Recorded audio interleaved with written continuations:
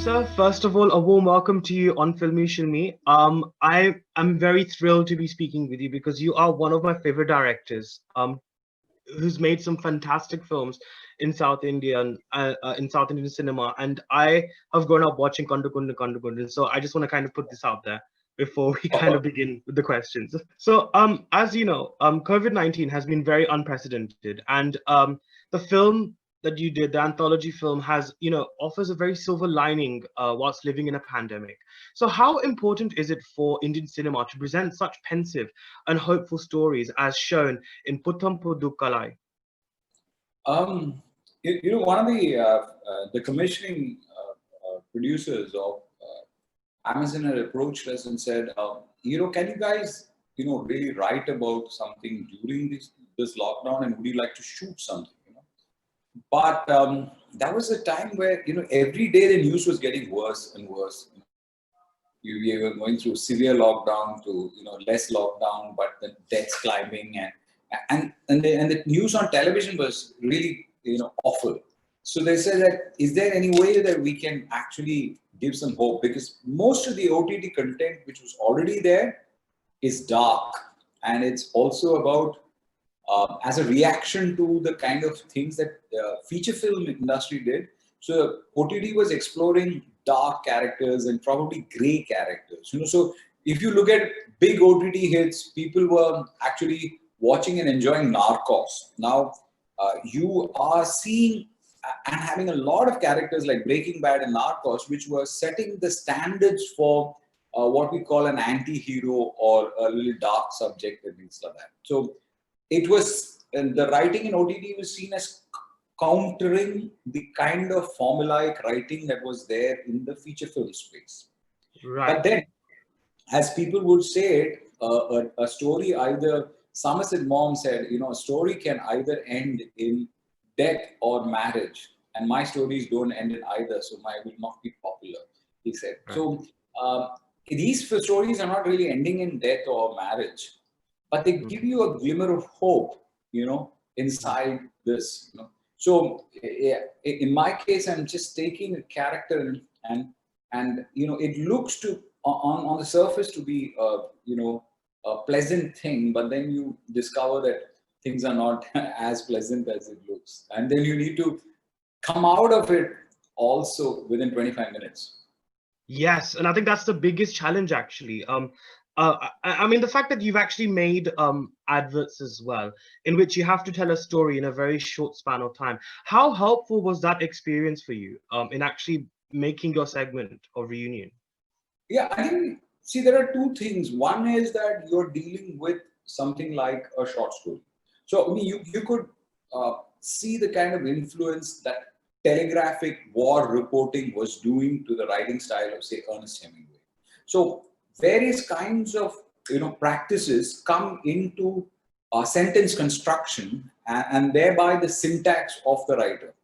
Now, we have come out of advertising, so we in one shot you got to tell whether he's a successful banker or he's their lost his job. So so you have these kind of shots which sort of tell you that, and ever so often in 1 or 2 years that shot will become a cliche, and people say, okay, we don't want to do that, we want to try something else.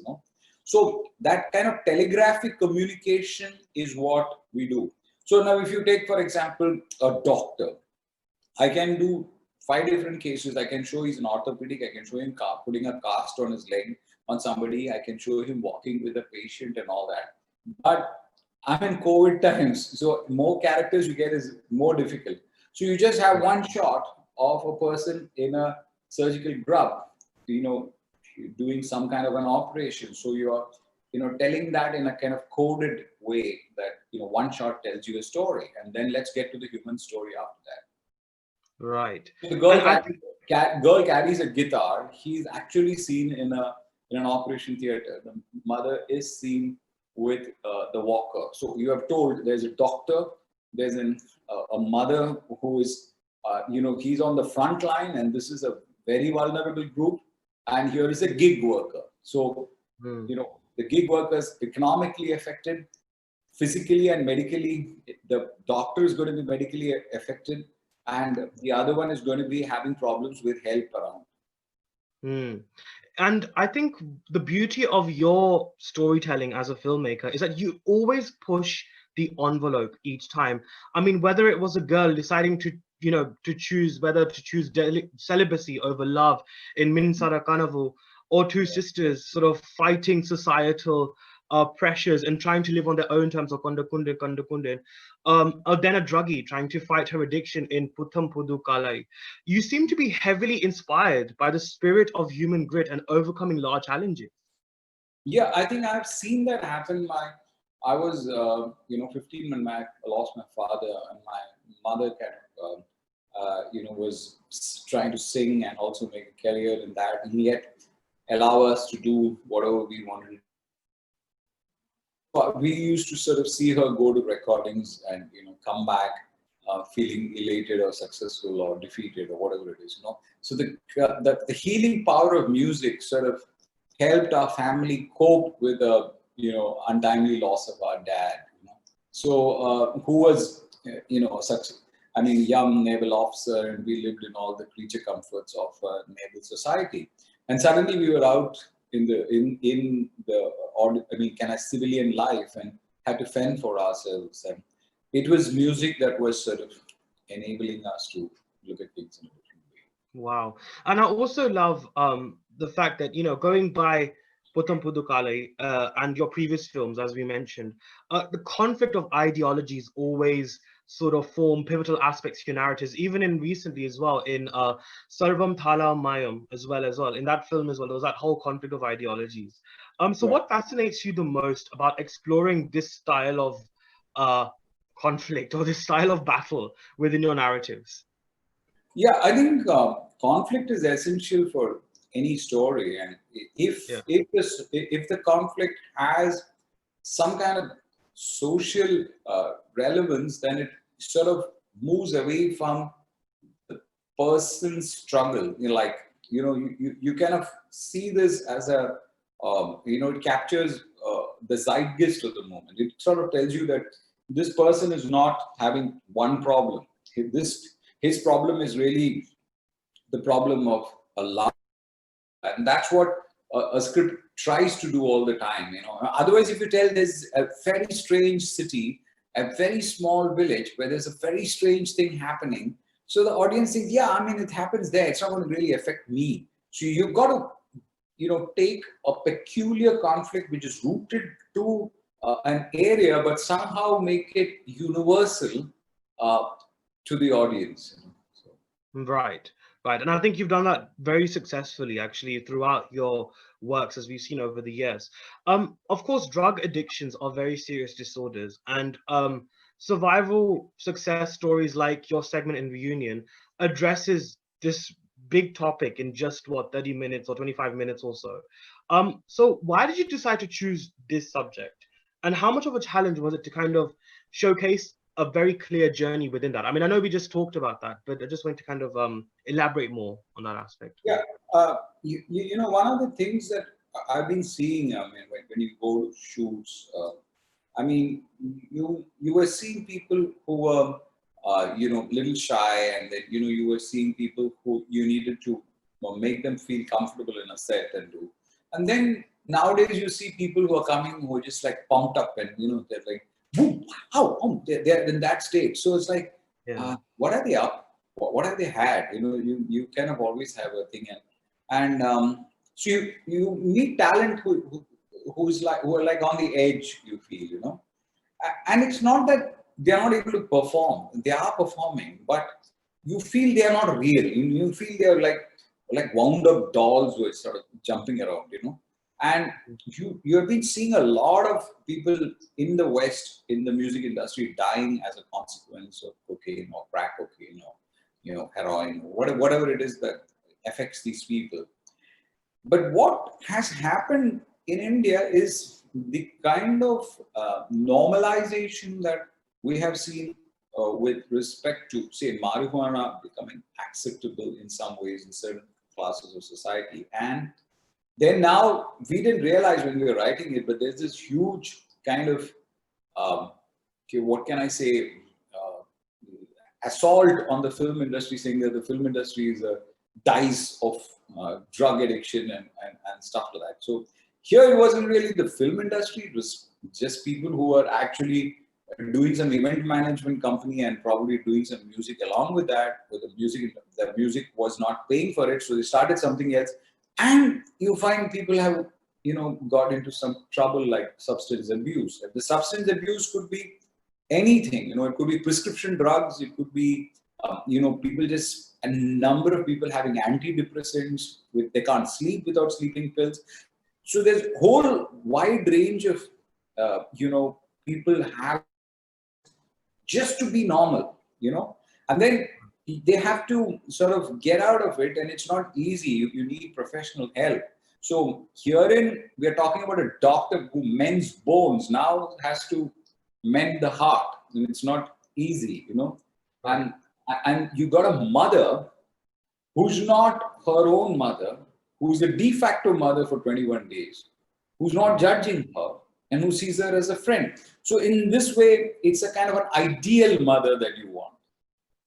It's an ideal mother for, sadhana to have, So Bhavani auntie could not have been a better, mother than, if she had it, she probably wouldn't have had this trouble. She would probably have, called her mother and spoken to her. So there's a phone call a mother, and a mother is asking, well, how are you staying in your friend's place? What are you doing? The mother is a very judgmental person, but this lady, she's just not judgmental at all. I mean, she's the opposite. So that's a counterpoint between the birth mother and the mother figure who has actually come into her. I mean, she's gone into her life. And just as a sort of nostalgic thing, I love the way you had "Ooh La La La," them singing "Ooh La La La" at the end. I was like, oh my god, yes, that's literally like my childhood coming to life all over again. But I think it was really wonderfully crafted, to be very honest. And I did very appreciate that. But Rajiv sir, you took a sabbatical before your feature film directorial, which released in 2019. What was that period like for you? And how, if at all, did that time help you to reflect on yourself as a filmmaker? It was very difficult, but when you're inside it, you don't realize it. I mean, I'm a father. I'm running an institution. I have an advertising business. I have reasonable amount of a very successful practice in advertising. So, you want to chase a feature film. Okay, if it doesn't come, you're into doing the next 6 ads. So your bills are paid for.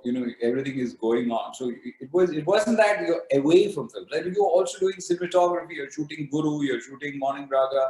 You're shooting Cuddle. So you're doing cinematography. But as a director, I probably lost the most creative portion of my life. But it can happen to anybody, and it's not. There's a kind of a pause button that's there. The Guardian, I think the New Yorker had an article today about how Samira Matmal Buff has not made a film for 10 years. She won the Cannes when she was 26.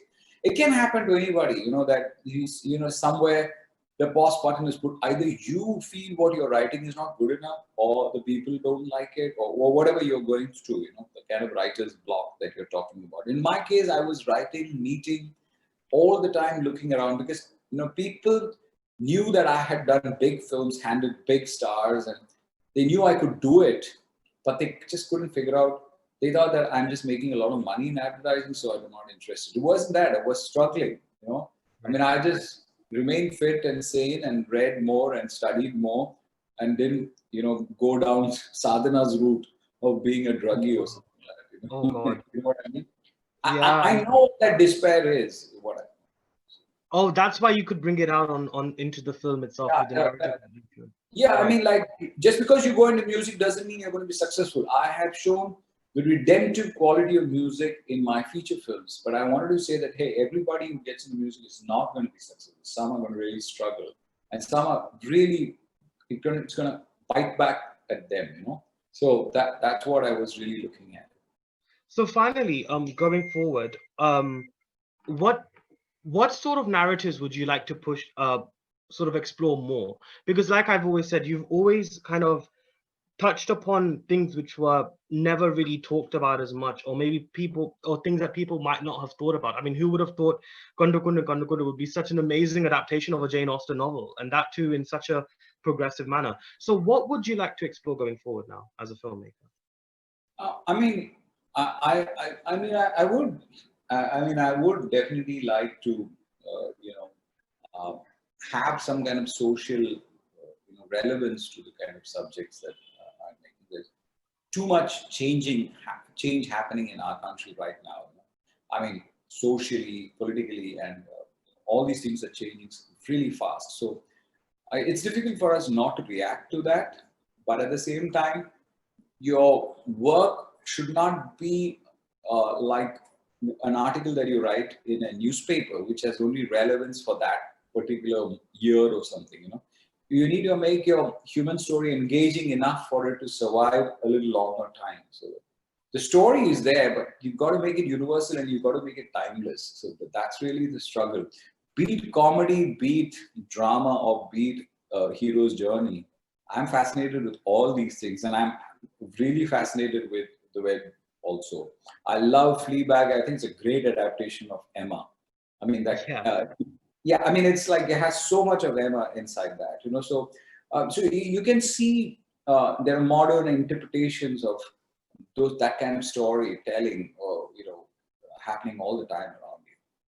Absolutely, and hopefully you'll be able to reunite two massive superstars like how you did with Kandu Kundu Kandu Good, and I mean, saying Aishwarya and Tabu is a dream even now. I mean, hopefully we'll be able to see you make another film of that scale again soon, and I'm really looking forward to that. I hope it happens super soon. Thank you, Anuj. I do hope so.